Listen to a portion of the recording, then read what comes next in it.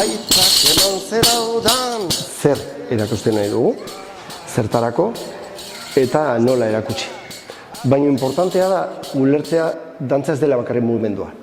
Dantzak askoz gauza gehiago ditu barruan, eta batez ere da musikarekin harreman zuzena daukaguna, eta hori izan behar da ritmoan bidez. Landu dugu alde batetik egitura ritmikoak, oinarrizkoak, lurrean egin daitezkenak, bigarrena nola pasatu hori gorputzara, eta desplazamentoa nola egin, inertziak nola kudeatu, eta gero hirugarrenean aldarrikatu du pizkat hizkuntza koreografikoa. Hasteko guk geu garatu behar dugu, nahi badugu gure ikasle garatzea.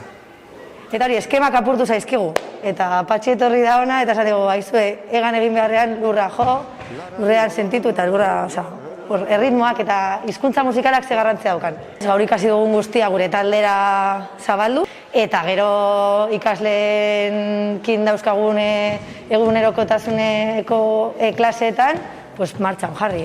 Eta bai garrantzia eman, berak esaten zuen bezala, hizkuntza musikalari, musika sentitzeari, entzutea, postura ere, disfrutatzea, ez? Ez dute behar gainera forma magikorik, behar dute ulertu erakusten dutena. Ez bakarrik erakutsi datena erakutsi, berriz, soiltzea egiten duguna, gero nahi beste komplikatzeko.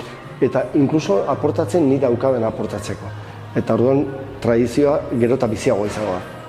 Arbelat edo gero eta gehiago erabiltzen dut ulertzeko gauzak, bai? Eta batez ere, ni neun ere buruari atakai hartzeko. Eta gero konturatzen zara, edo zein gauza pentsatuta egiten daia.